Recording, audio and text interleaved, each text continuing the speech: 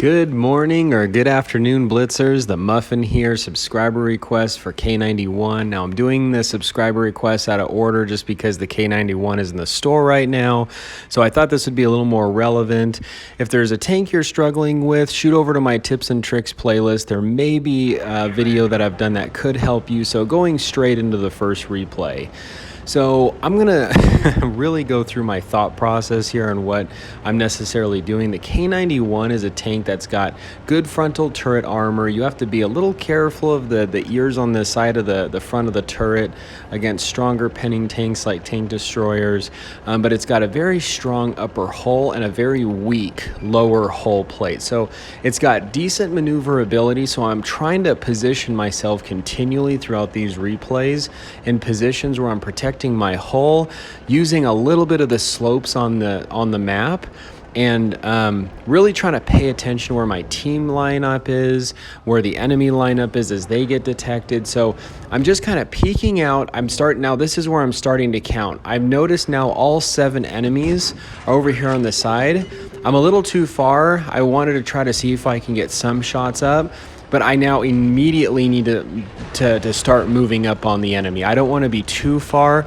I need to be in a position that I can use those little bit of slopes, protect my hull, and just expose just that turret, that really strong point when trying to take shots at the enemy. So I'm trying to get another vantage point, close the gap up on the enemy. I'm a heavy tank, so I need to be much more up on the front lines with this.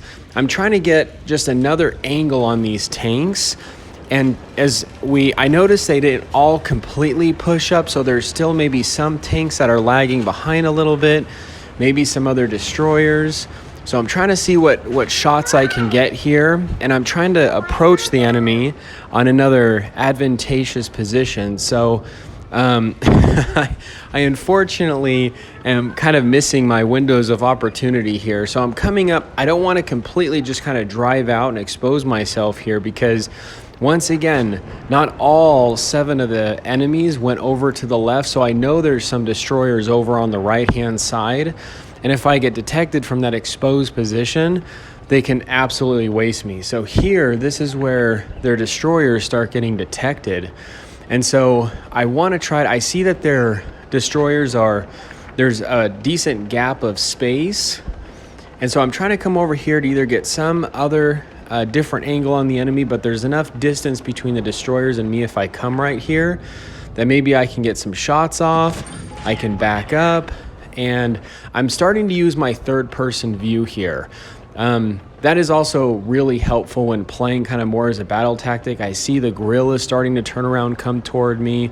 They have a couple or a few tank destroyers right there. So I'm kind of by myself here with this tortoise, but if they all decided to push 3 tier 10 destroyers versus us 2 tier 9s is just not going to be pretty. So I'm now trying to come around on this other side, trying to just get another angle. My team is on that other side. So the thing is you don't want a tunnel vision. You have to be very aware of your surroundings. Now here I definitely want to protect my tortoise. And this is what I was talking about. The destroyers are now pushing up. And unfortunately, this tortoise is in a bad spot. I'm trying to help him. And anytime I'm poking out, even though that lower hull is weaker, I'm still trying to keep myself angled. You can side scrape a little bit in this thing, but you got to make sure that you're not too steep with your side scraping, as your sides can become a little too weak and you can get penned.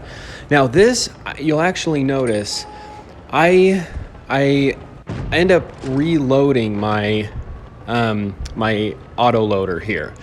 And the thing about an autoloader that's nice, I've got the tortoise behind me, but is you can almost play mind games, because this object doesn't know whether I have a full clip or whether I'm completely reloading. But he doesn't want to completely come out on me on a full clip, because I could track him and continually keep focusing on his tracks while potentially doing damage to put him in a really bad spot. Now, here there was no point in me just going out in front. That object has excellent penetration, and the chance of him penning me, coming around any sort of corner or side scraping, would have put me in a bad spot. So another tip is knowing your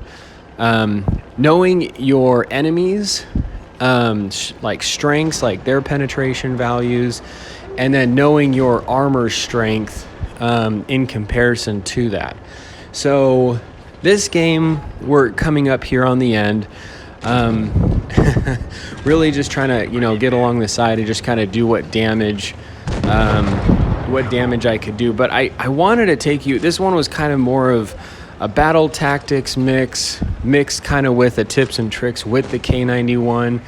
Nothing too spectacular with these, but I think just enough to the point to get the point across and understanding a little bit of how to play with the K91. So you have a really good frontal turret. You've got really good, strong upper glacial plate. You want to protect that lower plate.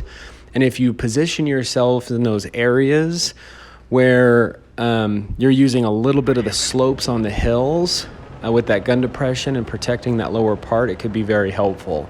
So here at the beginning of this replay, I'm looking at our team's lineup and the enemy's lineup and what they have now. Now, our team just decides to go left here, and I want to stay at least within view range of my team. I don't want to go completely out on the right side of the map where I go out of view range, because if I go ahead on that side rogue and detect the whole team while my team's out of sight of me on the other side of the map, they could close in on me and completely wipe me out. So here I'm kind of moving a little bit more with my team. We start spotting some of the enemy, and I'm using more of the hills here now. I was trying to see if I could get that advantageous position where I could protect my hull, use a little bit of that hill and get some shots, but that IS-8 I thought was going to stay there. So anyway, but this is kind of exactly what I'm talking about. I'm using just a little bit of the slopes. I'm not putting myself in a position that requires a lot of gun depression, because the K91 doesn't have a lot, but it has some. And when you can use it to the point like right here, if this guy were to pop out to try to get a shot, I can back up just a little bit, enough to protect that lower hull, and it's going to make it much more difficult for him to penetrate me. So I'm just trying to peek out, get the shots off that I can, and that's like where, that is where you can really protect yourself against those enemy shots and put yourself in a really good position where your armor's the strongest and you're not exposing some of those weak points. So the other thing with the K91 is just also knowing when to use, like how to use the autoloader, because the autoloader is a big part of the K91. And you'll notice even through these two replays, I'm not just completely waiting for my mag. I'm not waiting for all my rounds to be emptied before I have to reload again.